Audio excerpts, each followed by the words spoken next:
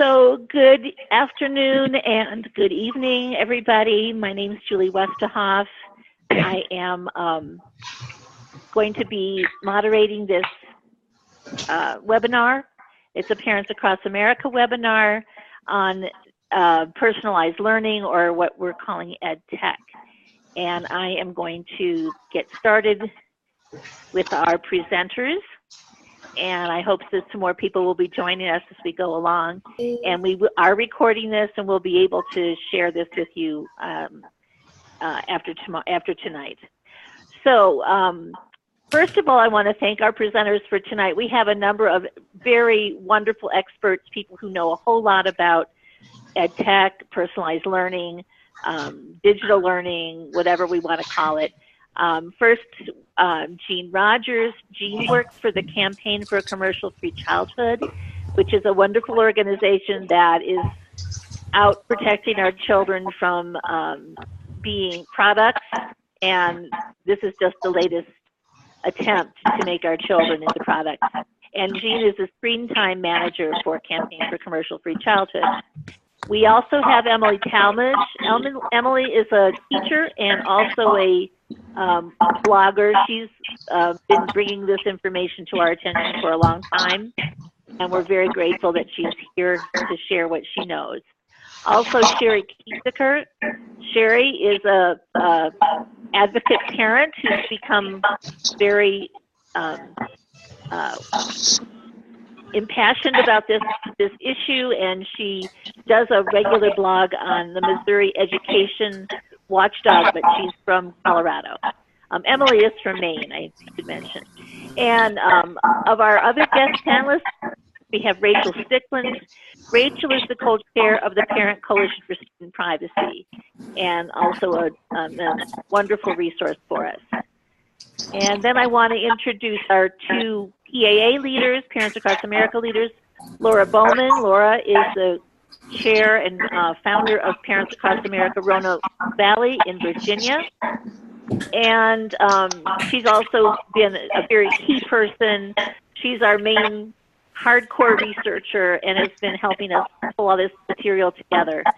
And then we have Heather Hicks. Heather is a teacher and parent from Ocean County, New Jersey. She founded Parents Across America, Ocean County, and she has an amazing story that you're going to hear towards the end of the webinar about how she stood up to an EdTech program at her children's school. And as I said, I'm Julie Westerhoff from Parents Across America. So let us get started, and I just want to mention a little bit more about Parents Across America. We've been around since about 2010. We're a grassroots organization. We connect parents of all backgrounds across the United States to share ideas and work together to improve our nation's public schools. We're committed to bringing the voice of public school parents and common sense to local, state, and national education debates. And right now, I think we have about 45 chapters in almost 30 states. So we really are across America. And I'm going to turn it over to Laura to talk a little bit about how we got into this topic. Well, good evening. One thing I would like if you could all, while people are speaking. I'm hearing some background noise, but that would be great. If someone could mute themselves, maybe. If you're not speaking, if you would mute yourself. Okay, so what is EdTech? And you can see from this slide, it's a push for packaged digital curriculum in our children's school. It goes by many names. These names are also red flags for parents. If you see your school district using these terms, you should look further into what they mean by them. Ask if these are computer-based initiatives. If they are, there are a lot more questions to ask, and you'll learn more about why you should ask questions and what you should ask in this webinar. Red flags might be personalized learning, blended learning, adaptive learning, competency-based education, student-centered, self-directed, differentiation. Those three are pretty good, but in this kind of work, it means kids on computers. Embedded assessment, stealth assessment, learning ecosystems, gamifications, and teachers guiding it the way. So that's slide 5. If we could go to the next slide. Yeah. So what do we know? Well, just a brief background here. Parents across America asked the American Academy of Pediatrics to take a position on test deaths in our kids' schools. We've all seen the emotional fallout from high-stakes testing, and we want the health concerns that go with these tests addressed by the medical community. One of our chapter leaders in Philadelphia alerted us to the fact that our message and that of the opt-out movement was being hijacked and co-opted by EdTech proponents. The EdTech proponents basically said, yeah, those tests are so bad, and we have the answer, personalized learning with embedded assessment. He said, packaged digital curriculum will reach your kids where they are and individualize their learning, and your kids won't even know they're being tested.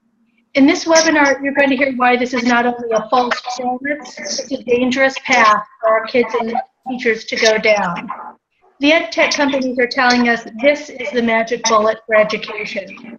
But we looked hard to find empirical evidence to back up their claims, and we found none.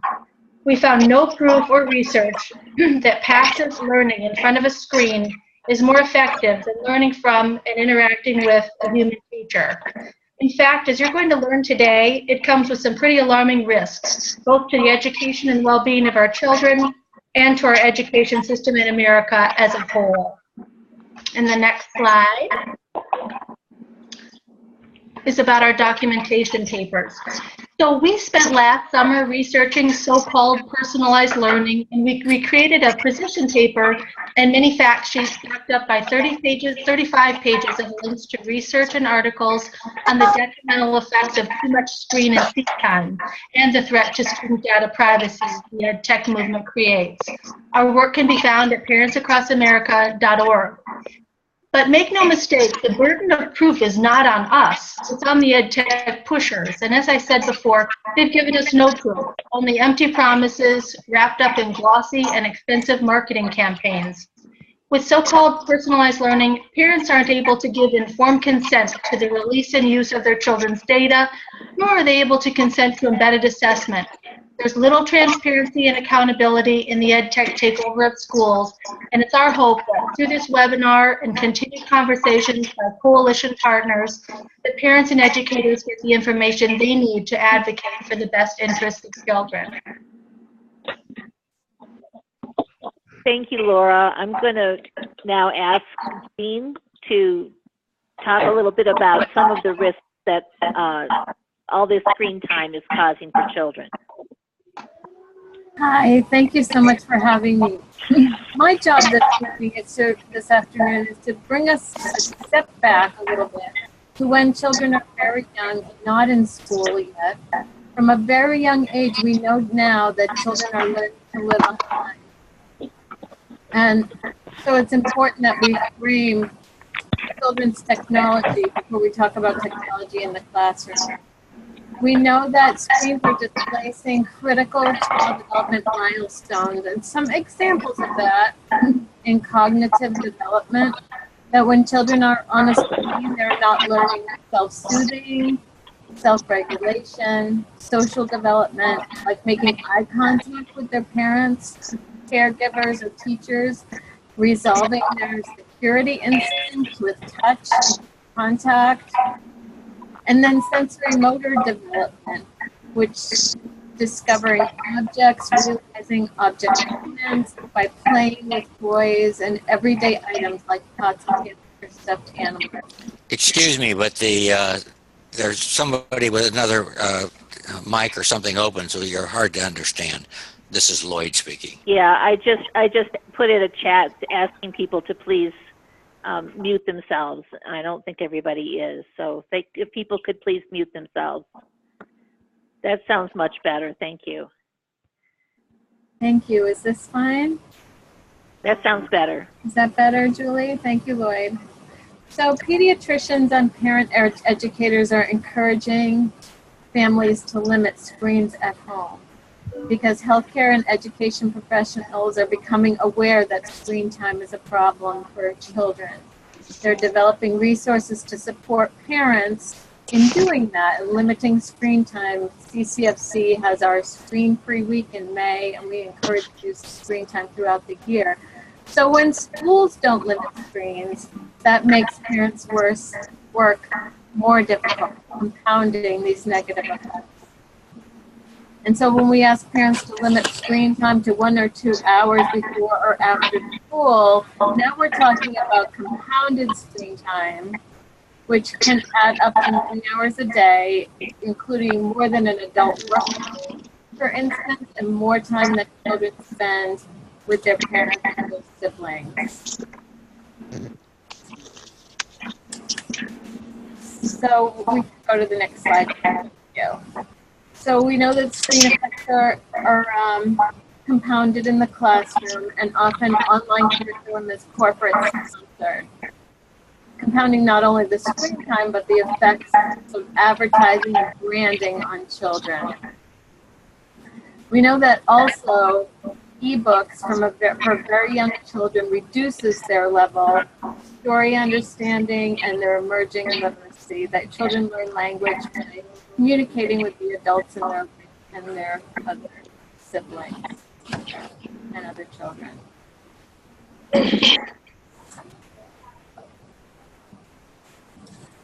And then we can move on to some health risks. We all know that there are many health risks associated with technology and EdTech, but some that we're hearing more urgent: computer vision syndrome, that children at a younger age are getting increased risk of macular degeneration from being on screens both in and out of school.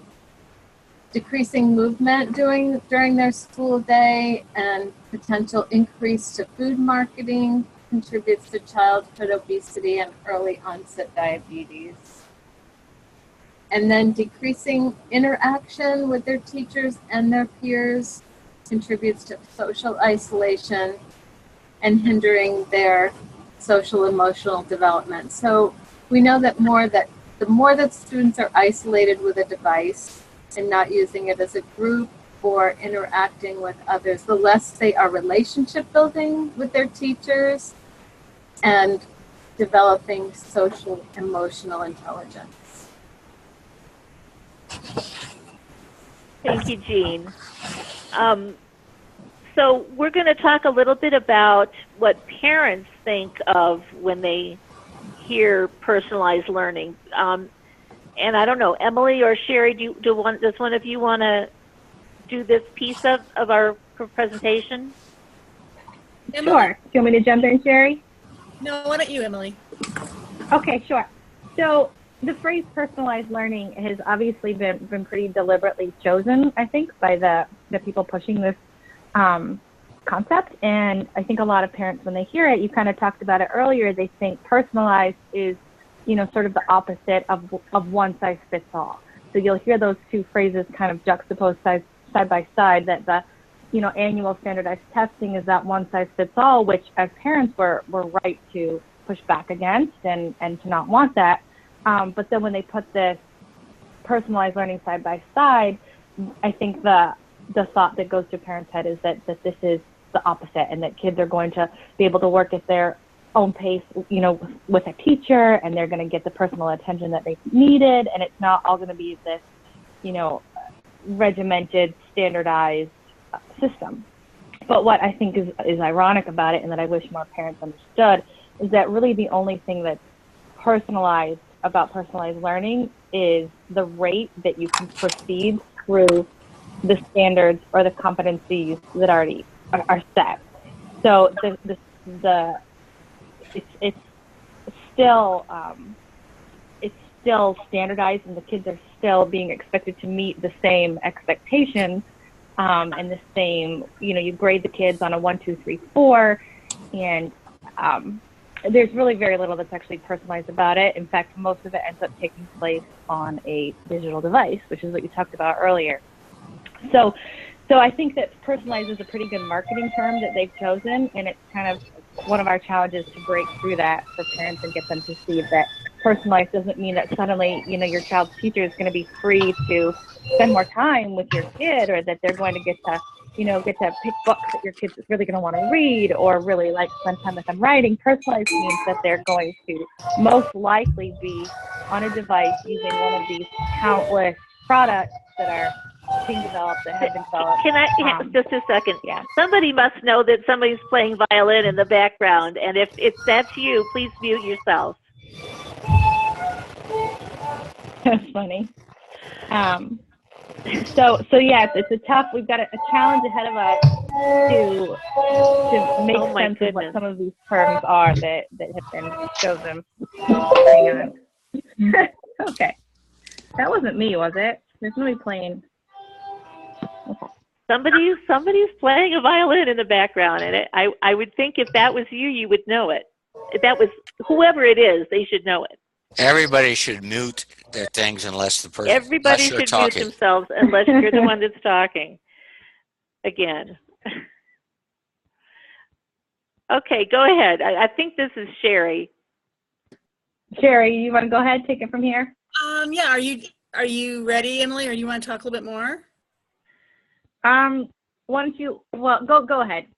All right. I can jump in if I need to, but yeah, absolutely. So, hey.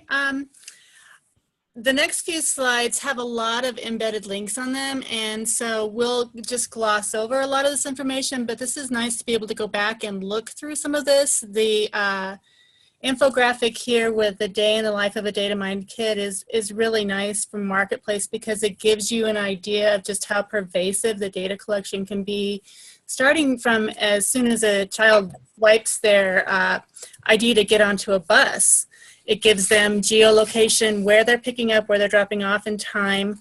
It can be as much as putting into the database the credit card information used to purchase the child's lunch, what they ate for lunch.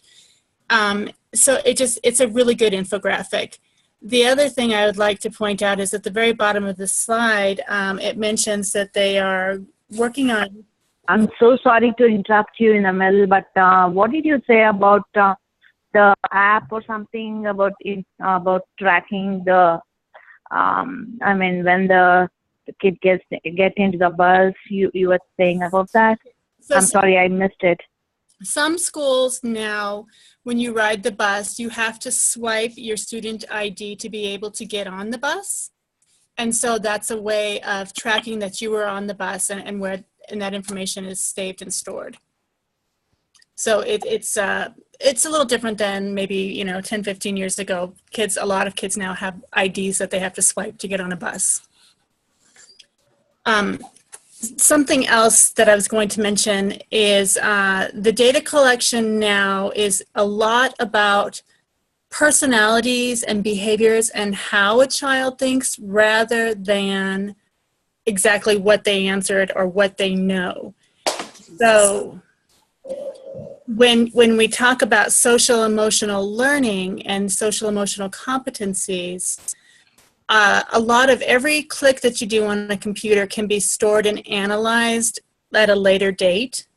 And that's what the personalized part of this is. So the computer gets to learn a lot about the child. As the child's on interacting with the computer is learning a lot about the child, and that's the personalized adaptive part of that. But a lot of that is being analyzed on the behavior and emotional level.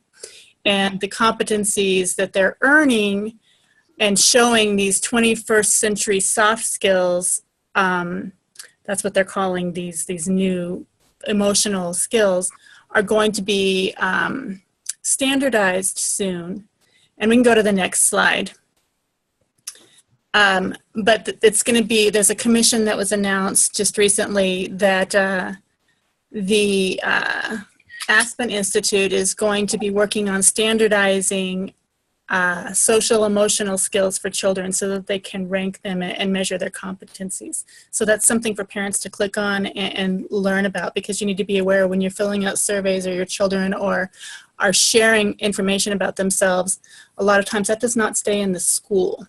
And the U.S. Department of Education is very much promoting EdTech in the classroom. And this is just a few of the links on their site with their publications and nonprofits they have launched to promote EdTech in the classroom. And I wanted to highlight this one, the second one here, the Promoting Grit and Tenacity. That's a 2013 publication, but in that, there's a list of a lot of apps and programs that are in schools right now, and they're the personalized apps. So they've mentioned things like Reasoning Mind or Newton that I think Rachel might be talking about. But it's interesting because Reasoning Mind is a personalized app. And like Emily mentioned, it's not really about a teacher working with your child. It's the computer working with your child. And Reasoning Mind has a digital avatar that is your child's personal friend on the computer, and your child emails that avatar Genie app, and the app follows this child, or the avatar follows the child and logs all of the child's personal information, and that's how it becomes personalized. It's where we're headed with virtual reality and artificial intelligence in the classroom.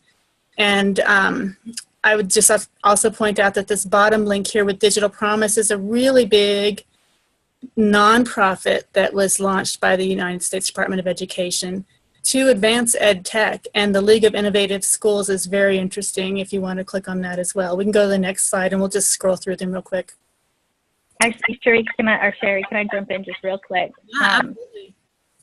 If parents are interested, if you look up online the U.S. the Department of Education's 5-year technology plan, it virtually mirrors the plan coming out from the big EdTech companies. So you can see that their agendas are joined at the hip.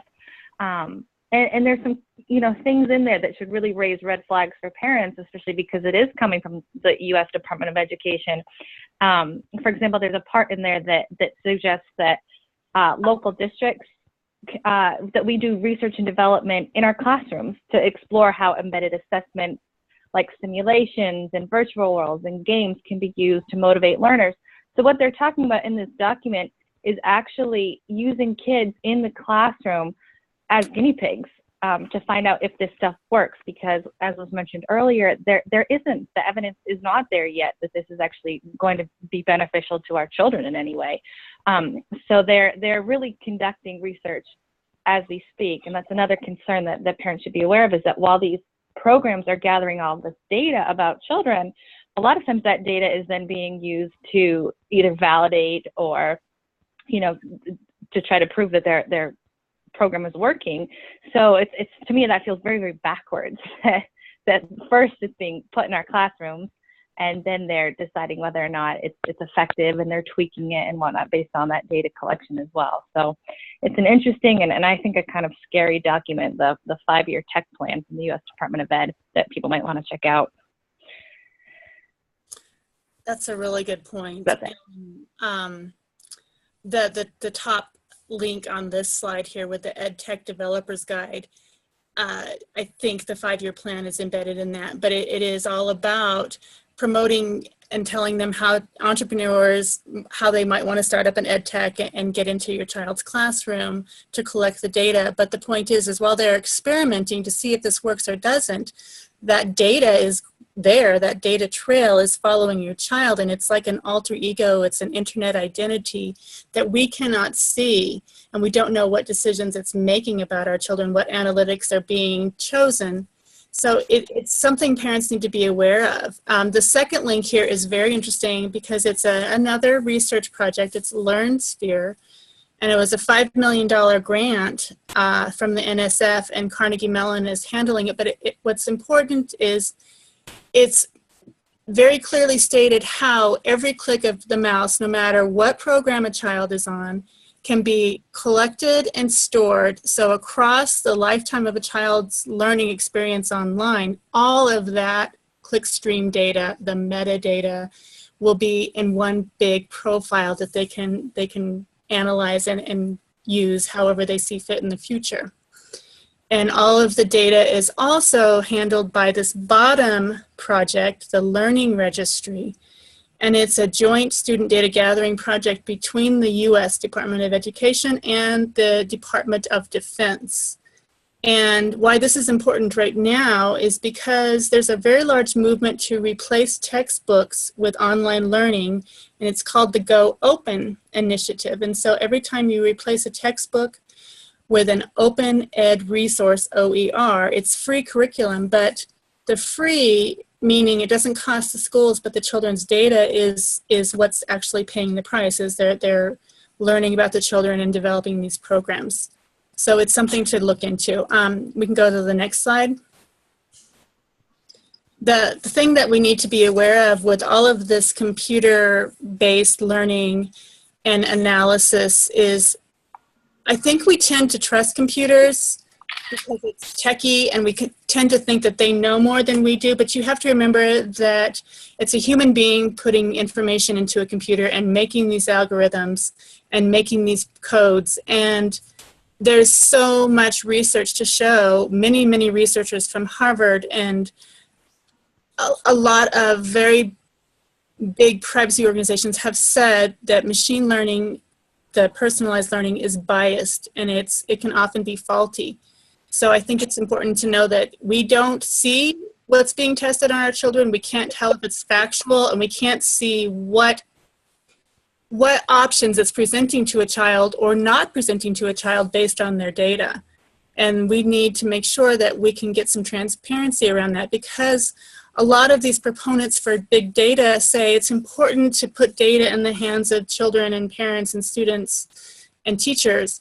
Well, it is important, and it seems that that's what's happening is the data is in the hands of all of these ed tech people, but really not in the hands of parents. And when parents ask what data is being collected, they get stonewalled for the most part.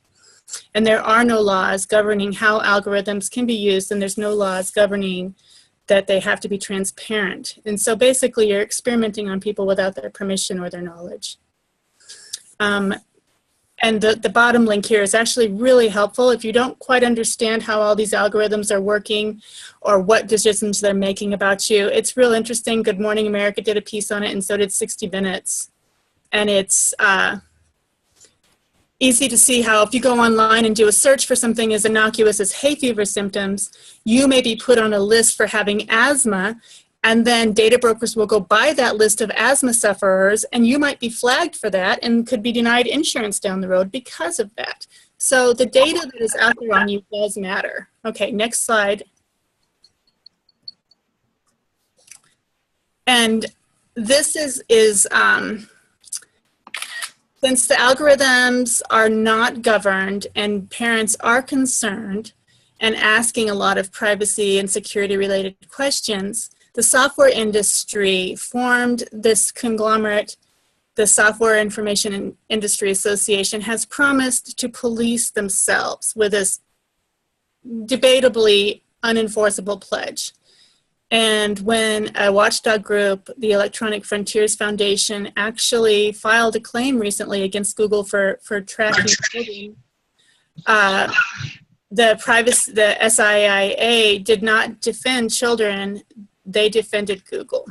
And they've also traveled to many states and tried to weaken or kill data privacy laws aimed at protecting children. And I think the interesting thing here is if you go to this link, Who is Spying on Students, you can actually go in and let the Electronic Frontier Foundation know what devices and programs and apps your school is using, because they're collecting that information to try to better know who is truly spying on kids and what information they're collecting. And on the right here are just a few different apps and programs that we know of in schools that have been in the news lately, or that I just clicked on because they were important and in a lot of classrooms. So there's a lot to click on there and look at, but I guess I'll let somebody else take it from here. Okay, we're going to go on to Rachel. Rachel's going to talk a little bit more about privacy. Great. Thank you, Julie, and thanks for the opportunity to be here tonight. Yeah, that's one of the issues that several presenters have touched on tonight, and that's the issue of privacy. And privacy is a very complex, not only notion, but it's really misunderstood, and it's very difficult to get to the bottom of understanding what current rights are and sort of where the wind is blowing in the future in terms of future possible laws to protect student privacy. Right now, there's a very patchwork framework. At the federal level, they're essentially,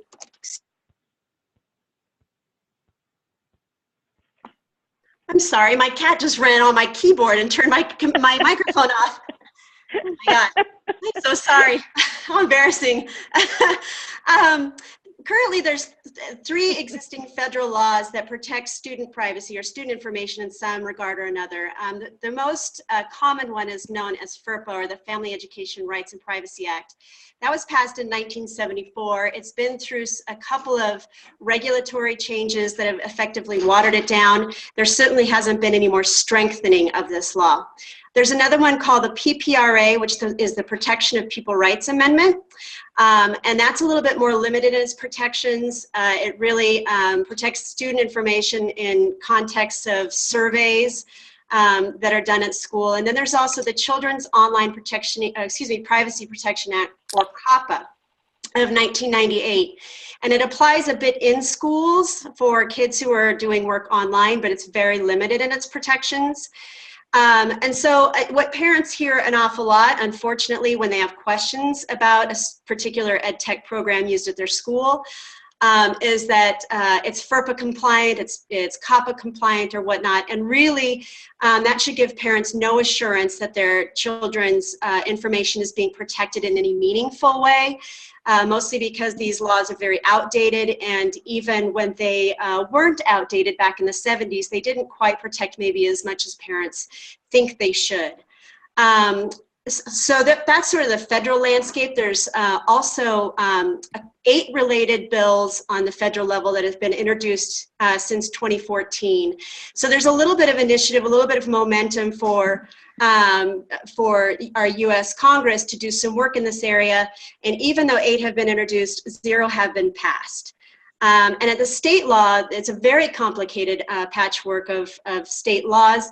There's been 410 related bills introduced since 2013, and 73 have been passed.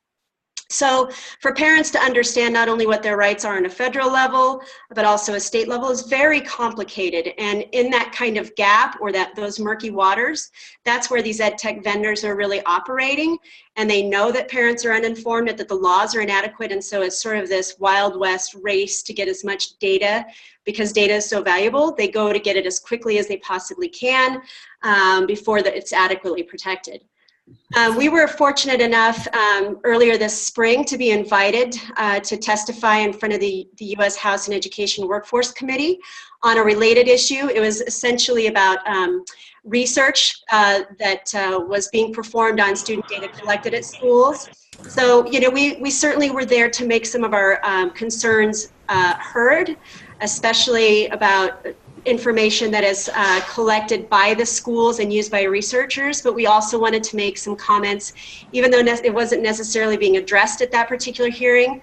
We wanted to talk also about this data that we're talking about today, which is collected by these EdTech companies and is unprotected by any federal law in a meaningful way. Julie, would you mind going to the next slide, please? So when we're talking about data that children sort of shed or are sharing throughout the school day, we kind of separate them into 2 buckets. One is data collected and held by the school and or its contractors. Generally, that's protected by FERPA, and that includes the information that we sort of think of when we think of, you know, when we were in school, the stuff that was kept in file cabinets. You know, your name, your student names, addresses, grades earned, days absence, and those sort of things. Then there's this whole new generation of data that's now collected and held by EdTech vendors, specifically those online programs or classroom apps. And that is outside of the protections of FERPA, a lot of times outside the protections of COPPA and that PPRA, those other 2 federal laws, and sometimes also outside of the scope of state laws.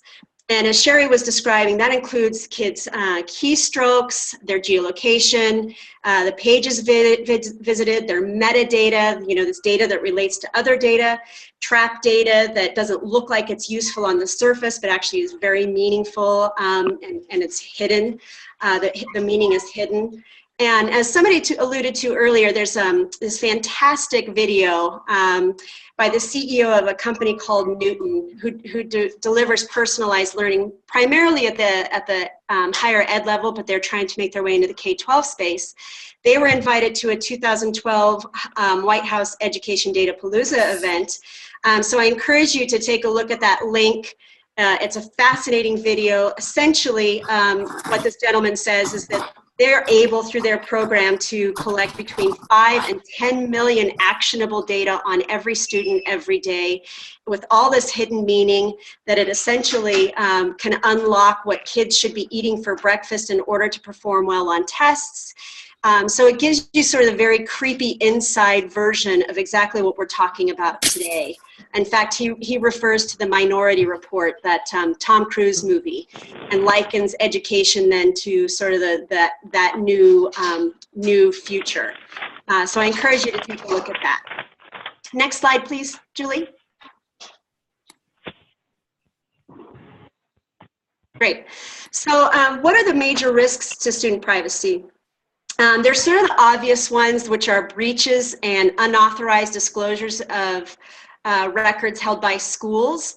And so this is essentially what parents are worried about is information held by schools or their contractors getting outside. And the Future of Privacy Forum did a survey in 2015, and I should mention Future of Privacy Forum is a very industry-friendly organization. They're good friends with the tech industry. So the fact that they were able to find out that 87% of parents expressed concern that their child's electronic education records could be hacked or stolen is quite significant. That means almost everybody is worried and concerned, and they should be. There are a couple of instances, one in DC public schools, where they accidentally released the names and other identifying information about 12,000 of their special needs students. And there was also a breach in Chicago public schools. So it's a very real concern by parents, and for good reason, because it actually does happen. Next screen, please. And then there's, on the other hand, the misuse of the student information held by these companies that we've been talking about. In fact, the same survey by the Future of Privacy Forum found that 58% of parents are uncomfortable sharing their children's sensitive information with companies that create the kinds of products that we're talking about today. Thank you. And they should be. The Fordham Law did a study in 2013 that found that most school districts are relying heavily on these EdTech programs, and that, frankly, most of them don't specify what kind of data should be used and for what purposes. And fewer than 7% of contracts with these particular companies actually restrict the sale or marketing of any student information. So there's reason, obviously, for parents to be concerned not only about student information held by the schools getting out, but also by companies misusing this information. Next slide, please. So our group has come up with essentially 5 student privacy principles. We really believe that in terms of any law being passed or any policy being developed by school districts should really focus on these 5 principles, which is to increase the transparency and the disclosure and use of student data, maximizing parental and student rights to not only know what's happening, but also to consent. We strongly believe in no commercial uses of student information. Most laws don't talk anything about security measures to prevent against breaches or hacks, so we think that any measure should include that. And FERPA and most other laws are very poor on being enforced, so we believe that there's strong and robust enforcement of any current law and also best practices. So that kind of concludes the privacy angle. And we're going to go back to Emily and talk a little bit about who's behind all of this and how they're benefiting. Okay, can you hear me? Yep. Okay, cool. So who benefits from EdTech? Well, obviously the companies selling the products benefit, but I think the bigger question is who doesn't benefit. And at this point, there's, like you had mentioned earlier, there's really no evidence There's no research that shows that this is in any way beneficial for kids. So what's happening is in our districts, we're spending a huge amount of money to purchase one-to-one technology and to purchase these programs that do all this data mining and that have the kids working on the tablets and one-to-one Chromebooks that we've got here in our high school. And it's hugely expensive, and it makes our class sizes grow because there's not enough money in the district for teacher positions. So it has kind of all of these ill effects on kids. But meanwhile, I picture just this giant money suck because obviously the companies that are selling the products make money. Advertising companies that are giving use of the data, and you'll hear about kids working on educational online programs that will have products embedded in them. Lego, for example, Nike. So these totally unrelated to education, these big corporations are also benefiting from having kids working on these apps and on these online programs as well. With that, so that's a big thing too. But on that kind of even bigger picture, that's even I think more difficult to get our minds around sometimes, is that it's not just these EdTech companies themselves, but also the industry itself are the ones that are playing a hand in deciding, well, what competencies do we want kids to have? So it's not like parents like us or in our communities are getting together saying, well, what do we really want our kids to be getting out of school? It's people like way up the top who are determining what types of social behaviors and attitudes and what types of skills they want for their workforce. So they're benefiting from it too. The Business Roundtable and all these really big organizations, there's a reason that they're investing so heavily too in this EdTech transformation, because it's a way for them to develop the workforce that I'm they in a want. group right now.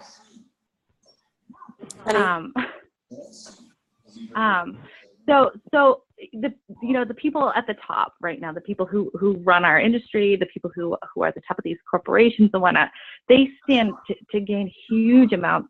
And if you look, at the amount of money that's been invested over the past 10 years in personalized online, all of these apps, I mean, we're talking like in billions and billions of dollars. So there's a huge amount of money that's been put into this. So there's a lot of people out there that are, waiting anxiously for their return on all of this investment, which is why, kind of like as a little bit of a tangent, but a lot of our state ed policies are being manipulated by these same EdTech forces to sort of force these products into our classroom. And it can be difficult because, for example, here in the state of Maine, we were the first state with this proficiency-based diploma, which is the same as competency-based. And virtually nobody in the state realized or recognized that this had anything to do with digital or online learning, because that's not how it was presented. It was presented as, well, we need to give kids multiple pathways, and we need to, make sure that they're graduating with all the skills and competencies that we need. But it was obviously, these same organizations that are being funded by the Gates Foundation and Nellie Mae and Lumina that all have these connections to not only EdTech, but also the student loan industry, which is kind of a whole other road we could go down. But they're the ones that are right now all over the country. There's just so many bills popping up that it's hard to keep track of them, but they're really like remaking the underlying structure of our policy so that we kind of are forced into this market that I don't think many of us even are asking for. So there's a ton of money to be made. There's a ton of control, and it really has almost nothing to do with the kids, which, as somebody who spends my day in a classroom with 22 fourth graders, it's really pretty overwhelming. I also have a 2-year-old that, I don't have a child in school yet, but for a young parent, it's scary. It's, you know, it's difficult to know what to do with your own kid when you know that your child is ultimately going to be a profit maker for people at the top. So, yeah. And that kind of brings us back to where we started, and we didn't really get into the whole standardized testing opt-out movement, but, you know, a lot of this kind of came from that in terms of the propaganda and the story that the EdTech people are telling. They're saying, oh yeah, there's too much testing, you know, we have to get away from that, and we have to engage children and, you know, do things that excite them. And they claim that that's what this is. But I think certainly, and I want to say that we're not against, you know, we're not saying no, there should be no technology in school. That would just be ridiculous.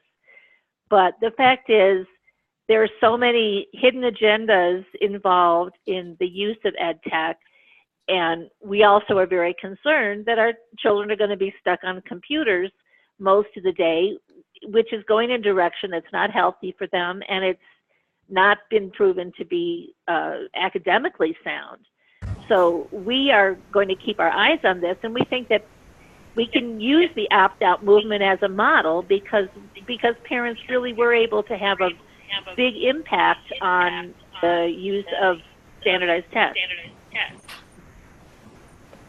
Now, I'm going to introduce you to Heather Hicks, and Heather's going to tell her story about what happened when she tried to stand up, or when she did stand up to an EdTech program in her child's school. So go ahead, Heather.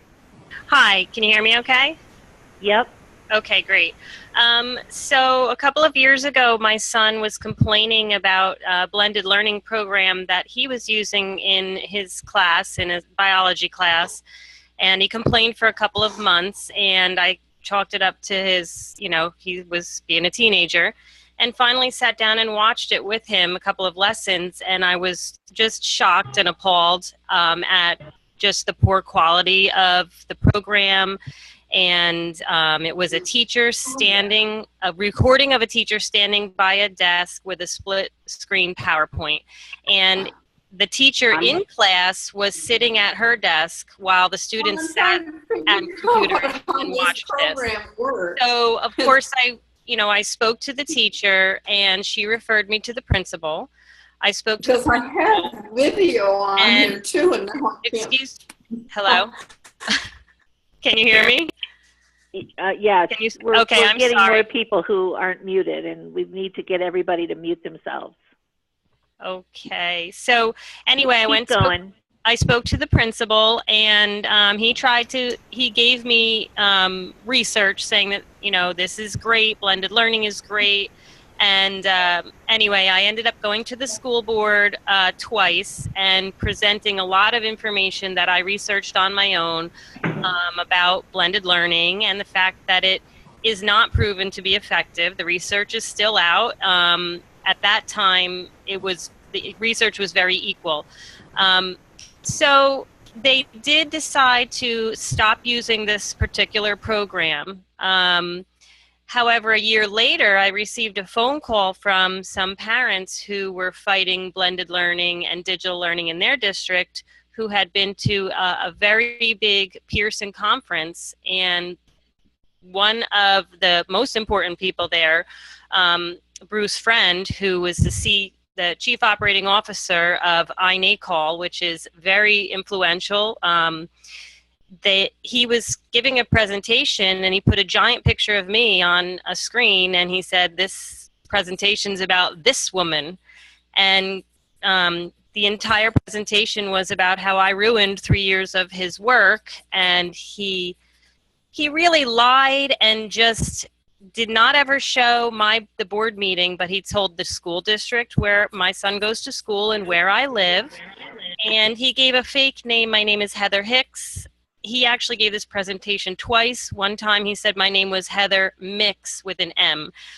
So he had no fear of me finding out about this. And anyway, it was really very shocking, and I had to go to a lawyer to have them write a letter to INACOL and to ask them to stop giving this presentation with false information about what I had supposedly said. And I hope that you'll go ahead and watch the video when you have a chance. It's a little bit too long to show right now. But my district did stop using that program. However, they now have a new program which is very similar, and I have been trying to stop this program. I have parents who continue to call me, text me, email me, contact me on Facebook because their child is suffering in classes with this program. And when they go to the school administration, they're told, you know, we really aren't having problems with this. And yet they continue to tell me that they are having a problem with this. This is in New Jersey. It's Lacey Township is the school district, and it's a small district. And you would think that you wouldn't see this in such a small district, but the administration really, I think, is blind to the bigger picture of what's happening here. And, you know, they're being wooed by these tech companies. The principal at the time, who has since retired, he was sent by INACOL to Florida. He was given an award for using this program that they had. You know, so they wooed him into using this program and giving him accolades and everything like that without really considering what parents are saying about what's happening. So this is still something, even though I did see some success with the particular program, my district is still using blended learning, and they're still offering it, and they are not considering any of the negative aspects to it, which of course now we know more research has come out where we are seeing the negative effects across the country for blended learning in online schools, and how they are faring much worse than traditional schools. So, but we have to keep going to the school boards, we have to keep talking about it, and we have to encourage other parents to do so. Sometimes I feel like a lone wolf here in my district. People are coming to me and complaining, but they aren't going before the school board.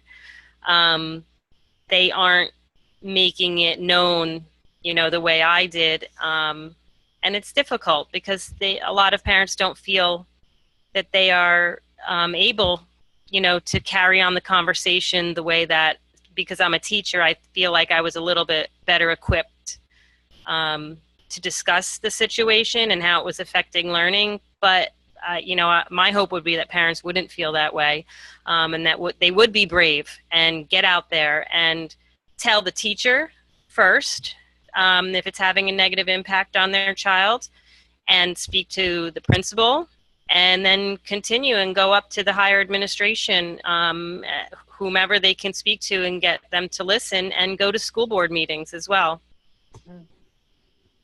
And I echo that, and that's really why Parents Across America did this work. We have, and I urge you to go look at our reports. We have I don't know, about a dozen one-page fact sheets on various aspects of concern, and then we have backed it up with a 35-page research paper.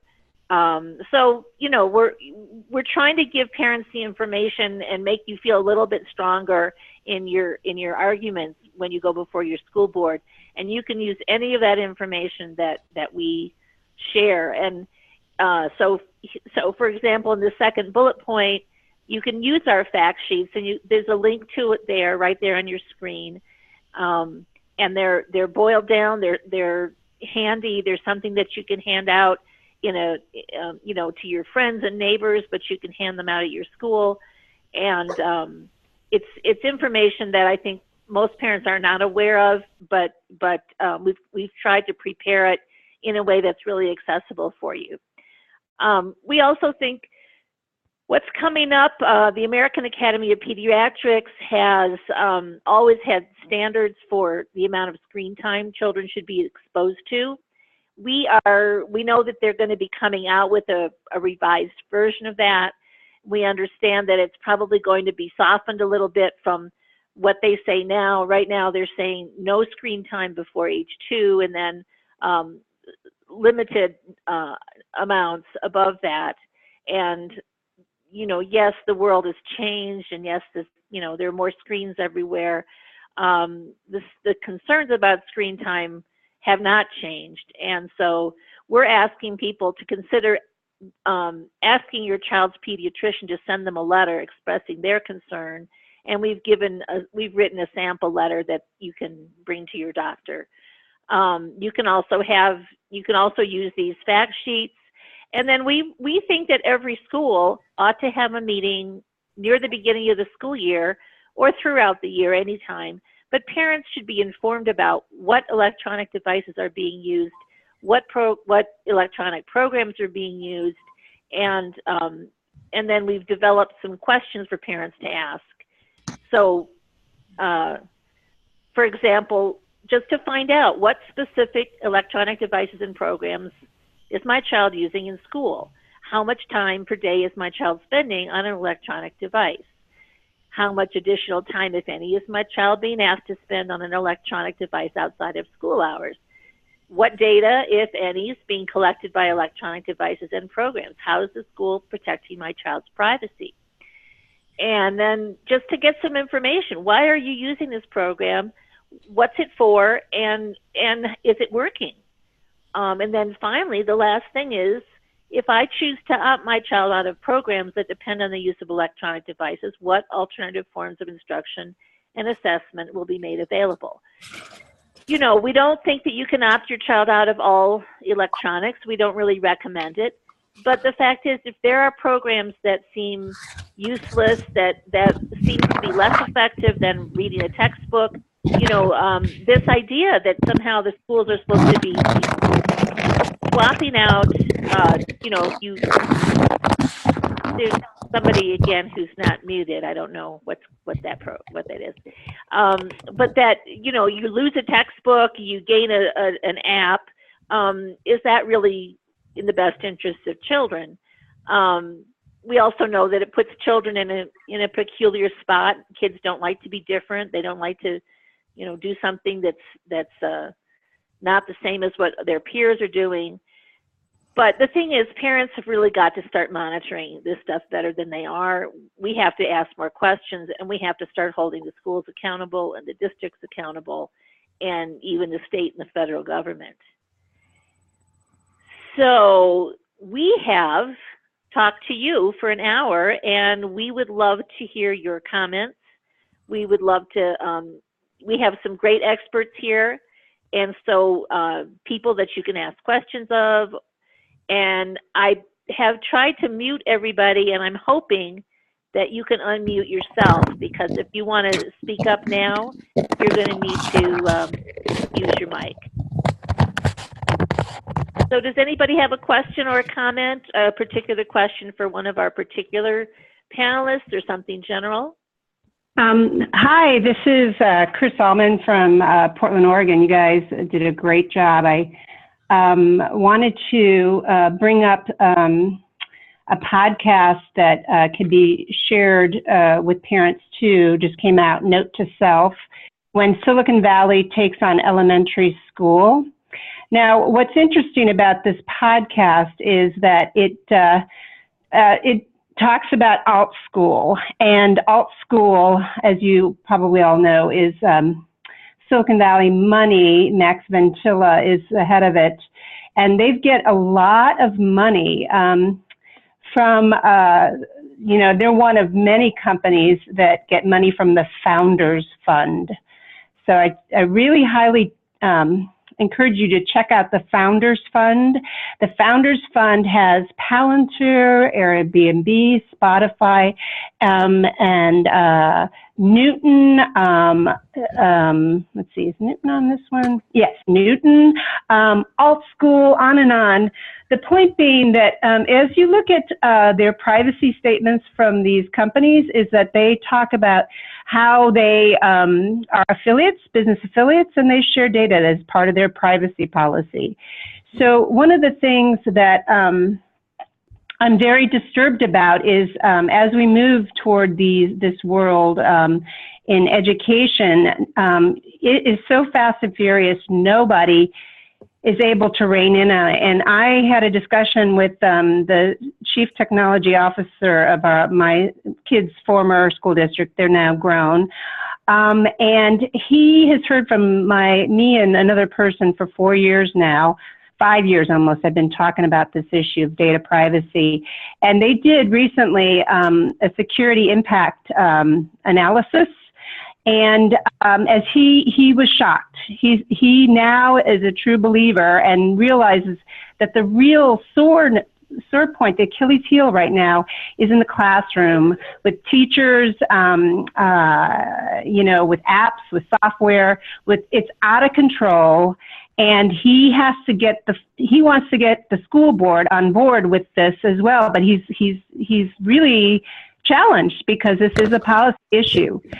So the more that you can forge a relationship with someone who's reasonable, the more that we can move forward. I don't know where this is going. I've had a conversation with a public broadcasting reporter here in the state of Oregon. He gets it. He wants to be able to interview this CTO, but you know, it's all going to be hush-hush until it becomes a big data breach or big problem, and this is huge. And thank you for doing this today. Thank you.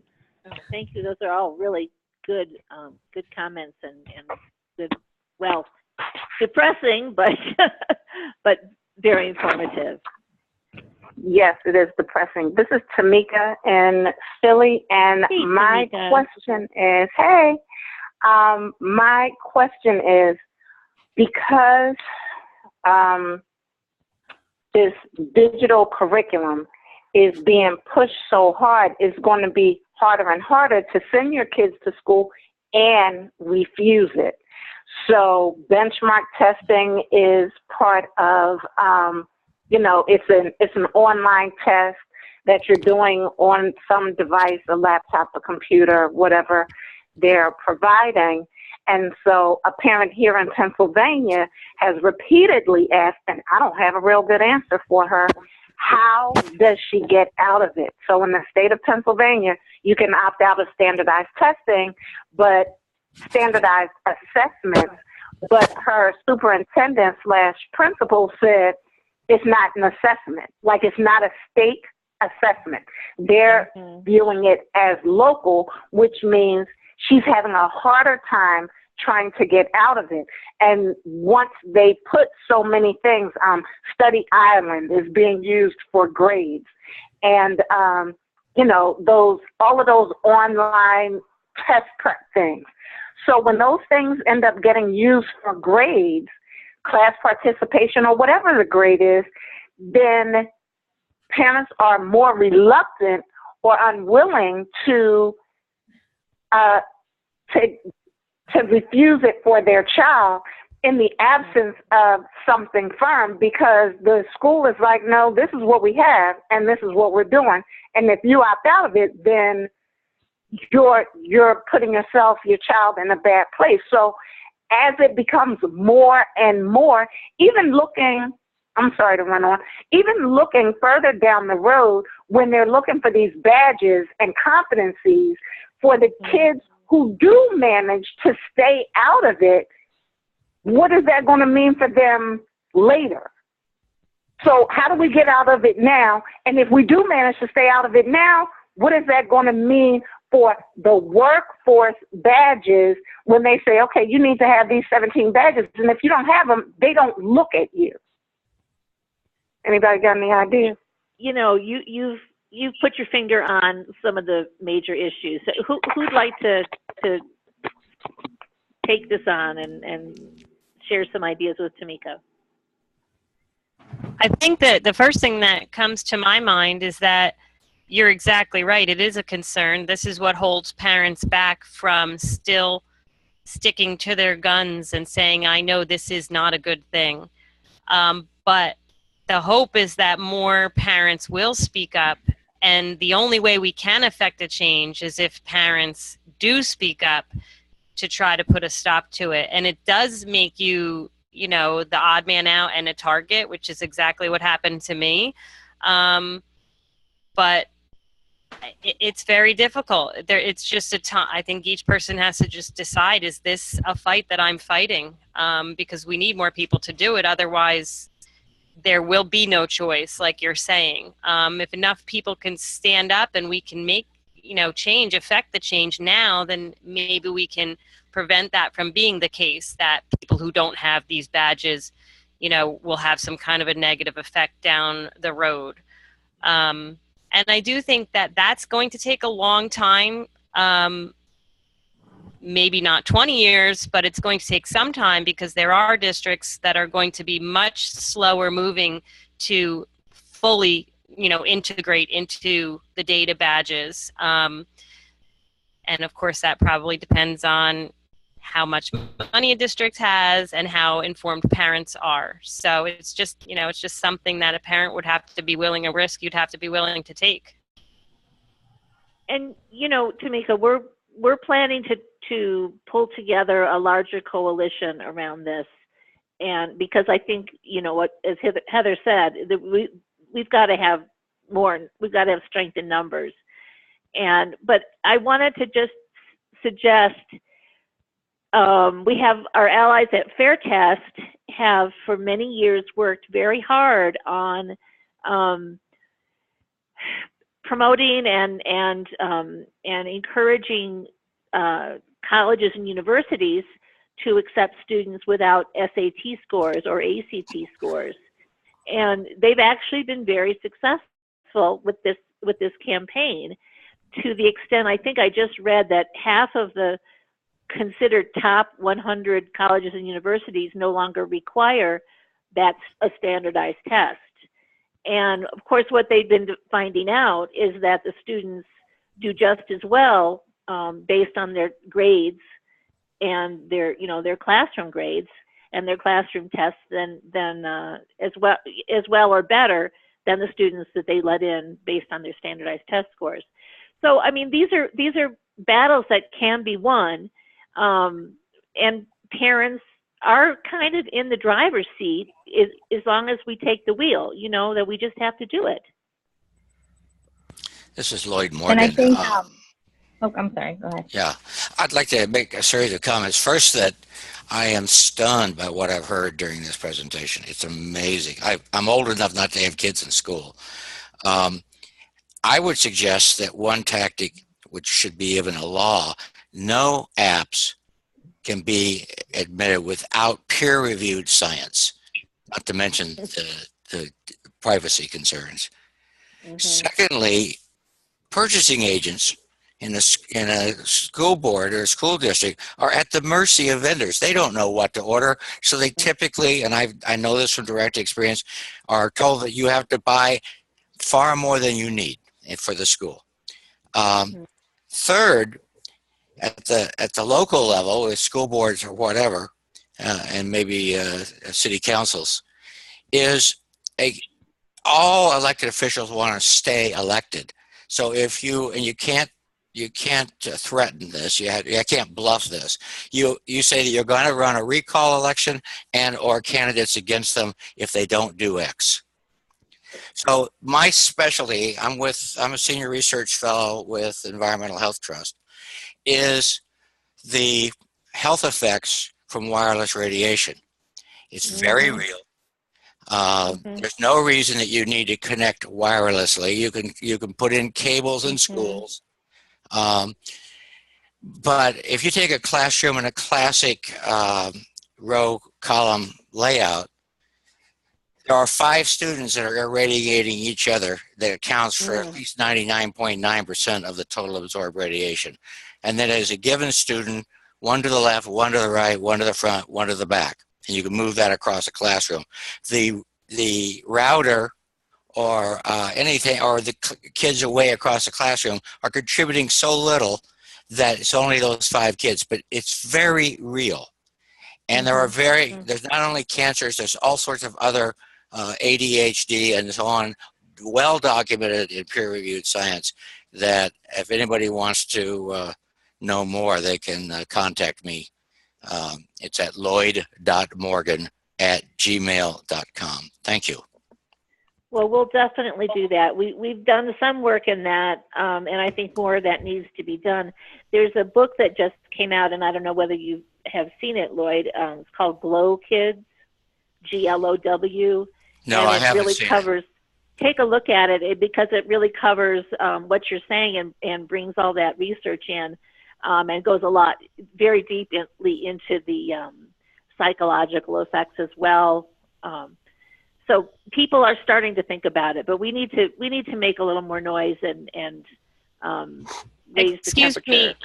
Julie, excuse me, Lloyd, can you repeat was that your email address you gave? Because I actually went to a strategic planning meeting for my local district last year. We had 3 meetings. I was asked to be on the technology committee meeting based on, I guess, the things that had happened regarding blended learning.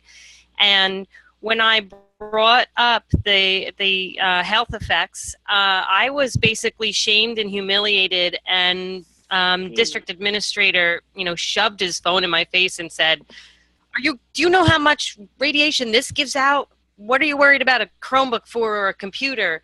And, basically poo-pooed, even though I had a stack of research, was just acted like I was a complete, moron for even suggesting this.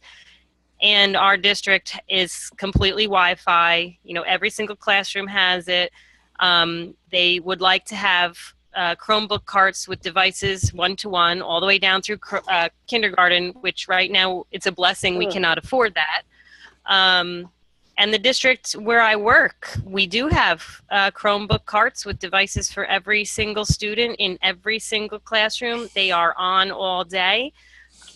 There's no educating the teachers as far as, shutting them down and, things like that to try to cut back on any of the wireless radiation. So I would love to get into touch with you. Maybe you can help me find a way to present, more of this information, both to the district where I live and where I work. I'd be glad to. My email is Lloyd, LLOYD, .morgan@gmail.com. A very good source to go to for information is the Environmental Trust website. And I would be glad, though I'm very busy with all of this stuff, I have very limited time, but I'd be glad to respond. The International Agency for Research on Cancer, which is part of the World Health Organization, declared cell phone radiation a possible human carcinogen in 2011. There are far more studies since then, such that I believe that they should upgrade it to a human carcinogen. The most common cancers are brain cancer, hearing nerve tumors, a salivary gland in our cheek called a parotid gland, and leukemia. There's also others like eye cancer, some evidence of thyroid cancer, and so on.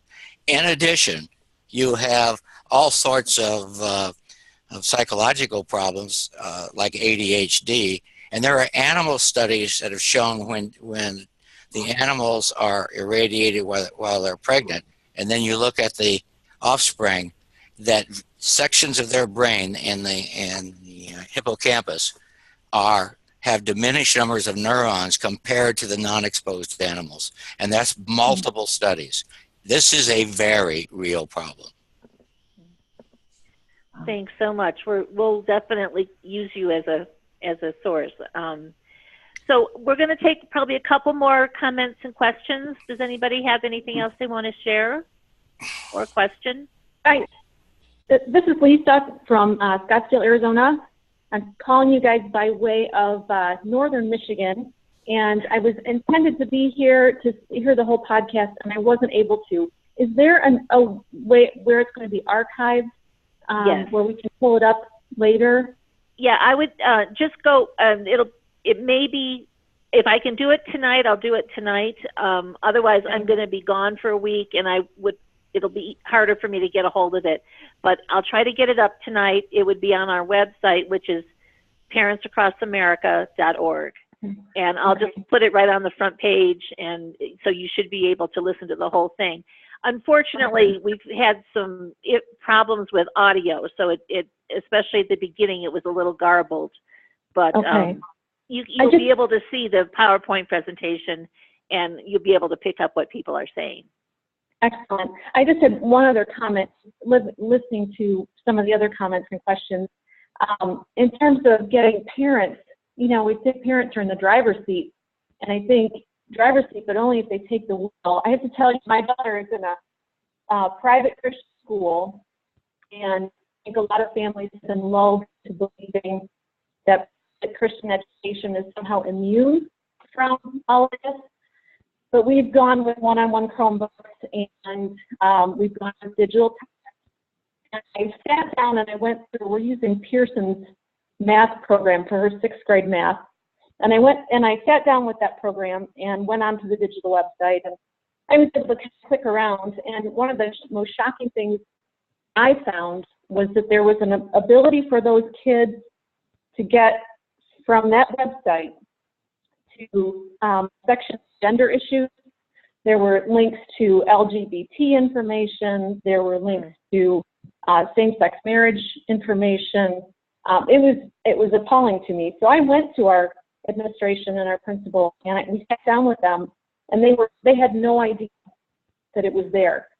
And one of the more shocking things is that I was the only parent. My husband and I were the only parents who had raised this issue. So I think most importantly is to get parents to understand it and how to reach out to them, and how do you motivate people to get involved, because I think most of them either think it's not happening or it can't happen to us. So, I mean, if anybody has any suggestion about how we motivate parents in a productive way, that they actually get involved, look at books, look at digital text. Ignorance is bliss, I know, but I don't want to go down with the ship, you know. Well, you know, think about, let me go back to our fact sheets that are also on our website, and I'll post that link again to the fact sheets when I post a link to the webinar. But you know, these are pieces. There's a piece on too much sitting. There's a piece on the various aspects of how digital learning undermines academics, and so there are pieces. And again, I would say, you know, there are. I think that there are a couple of, we need to come up with a couple of good videos. And I think actually watching Heather's video, it's about 9 minutes. It's very entertaining, but in a disturbing way. You know, if you have a group of people together, do that. Show them this video. Show them a couple of things from this website and from this webinar, I mean, and or ask to have a meeting at your school. And I think parents will come out. Parents are even though they may not know what's really going on, they're interested, and if you offer information to them, some of them will come out. We just need to get the word out that parents need, you know, as you said, not to be complacent, not to assume that it's a good thing, to look into it just as you did. Sit down and look through these programs. That's what Heather did. And Julie, if I can just to answer that a little bit too, I was told that I was the only person complaining about the blended learning program. And when I started to speak out about it and put things on Facebook, I found out I was not the only person. And other people had been to the administration, the superintendent, the principal, the teacher. And so sometimes they will tell you that, and it's not necessarily true. And the other thing is something that I just thought recently that I was going to start doing is petitions, because honestly, I've been trying to stop this blended learning in my district now for 3 years now, and parents agree with me. And they say, this isn't the way to learn, and this is ridiculous. And when their child is in a class like that, they don't like it, and they're having a problem, they want someone else to talk for them. So I'm starting to think if I can at least get petitions out there, maybe parents will sign that, because parents really are afraid to speak up. They're afraid that there's going to be retaliation against their child or whatever the situation may be. And so that just might be one option to try to, get more people involved, I guess. Mm-hmm. This is Emily here. Can I jump in? Go ahead, too? Emily.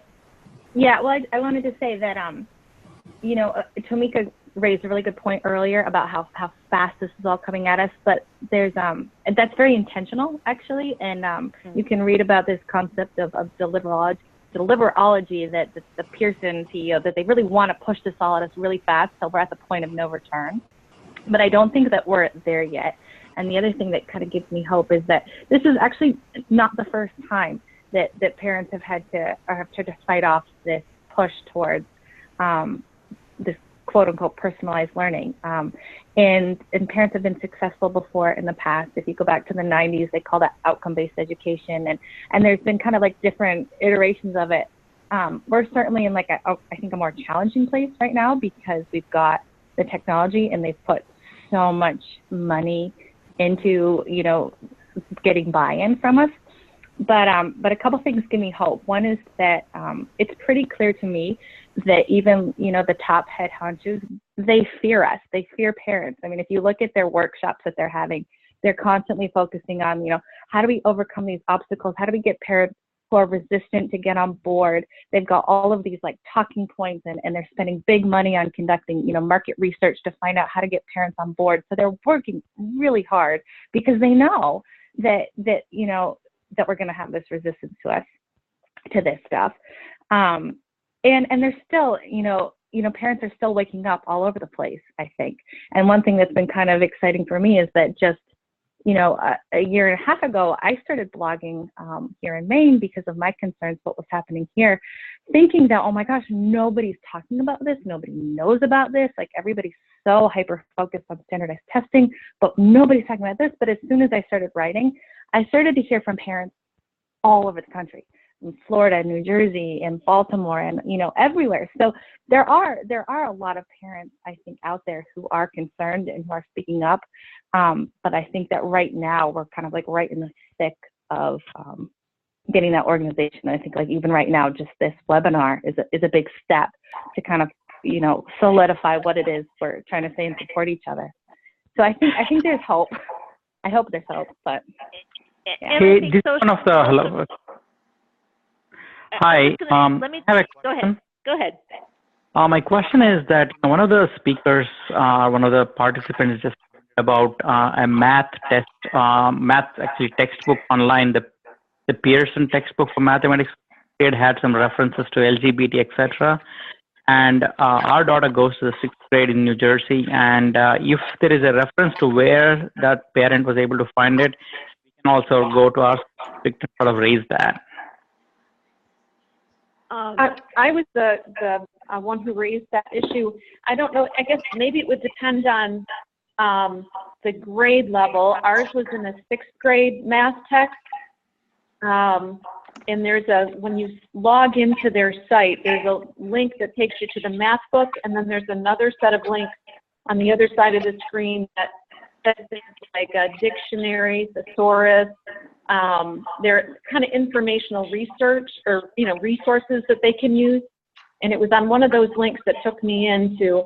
It gave a lot of information on U.S. history, and then there was world history. But under the U.S., it pulled up a gender issue. I don't know if I can be any more specific about what the program is. I don't have it right in front of me. I mean, I could certainly try and get it so I could share that information. Yeah, no, I think that's helpful. Our daughter goes to 6th grade, and we'll try to look at it, and we have seen, we know exactly where it is. It's on the right side of the screen where it says resources. Definitely look at that. And it's in there under, it was one of the top, oh gosh. Click on one of those top links, and it would take you to it. Ours is a 6th grade course 2 math text. But you can see it in those links right over there, and you'll find it. Okay, we'll definitely look at that. Thank you. You're welcome. And I was just going to say that, we have social media, and when I post this, I want to be sure that you go back and look for the links to Emily's blog and to the blog where Sherry blogs. Also, to be sure to click through to Campaign for Commercial-Free Childhood. Rachel's group, the Student Privacy Matters group, has excellent resources. And so, and then you can, keep up with Parents Across America. We do have information, and we need to all share it through our networks, because, you can just multiply it so many times. So I'm going to just thank our wonderful panelists and close this out and ask if any, Rachel, Emily, Jean, Sherry, Laura, or Heather, if you have a last word that you'd like to share before we end. I actually do. This is Rachel. Thank you, Julie, for the opportunity. This is a little off course, but I just wanted to mention that there's been a federal commission put together recently, and they are looking at creating essentially a federal unit record system, or a federal database on every kid and person in the nation. And obviously our coalition is very concerned about this, and that database would not only exist, it would potentially be linked to other databases at the federal level. The commission is meeting now. Their first hearing is this week, but they've opened up a federal register for comments, and the deadline is November 14th. So we're really encouraging anyone who is concerned about privacy. This is one of the big issues, right? And it's been outlawed in our ESEA and whatnot, because there's a lot of people who really understand the dangers about such a database existing. So we're very concerned. We hope people will join us in commenting on this particular effort. So if you go to studentprivacymatters.org, on the right-hand side, please sign up for our newsletter, and we'll get in touch with you like in the next few days with some talking points and the link to send your comments, because this is concerning. It's happening at sort of a fast pace for them to study doing such an effort, and we really appreciate everybody's support in contacting Congress. Thank you, Rachel, for that. Thank you. Do any of our presenters, others, have any final comments? I would just add, you want to go first? Go ahead. Okay. I just would add that, for me as a teacher and as a parent, the thing that really got me interested in this was the academic impact on my child and on my students. And that's how I learned about the privacy issues. I didn't even know any of that was going on.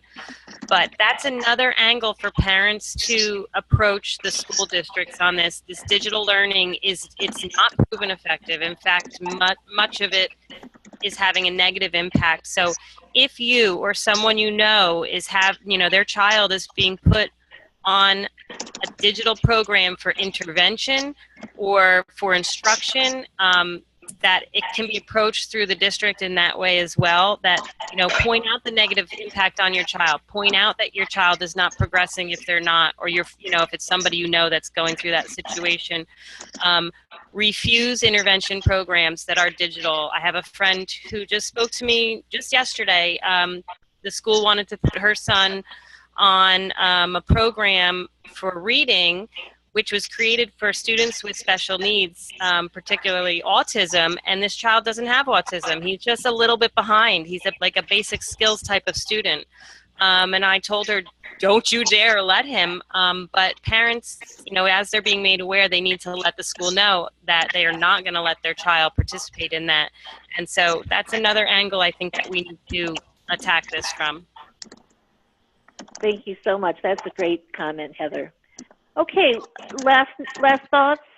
Any more of our I just presenters? wanted to say I really appreciate the teachers on our panel and parents to think about that as a strengthening relationship with their teachers and parents, and that teachers can be in an awkward position with this in requirements, and that if we use our PTAs to develop advocacy skills and educate our parents, then parents and teachers working together can make some headway. Excellent. Okay, thanks very much. All right, thanks everybody. We're going to close this out, and we really appreciate everyone's participation. And stay tuned because we've got a lot of work to do, and we all need to be part of this this challenge to EdTech. So thank you very much, and good night. Thank you. Thanks, Julie. Thanks. Thank you. Thanks. Good night. Good night.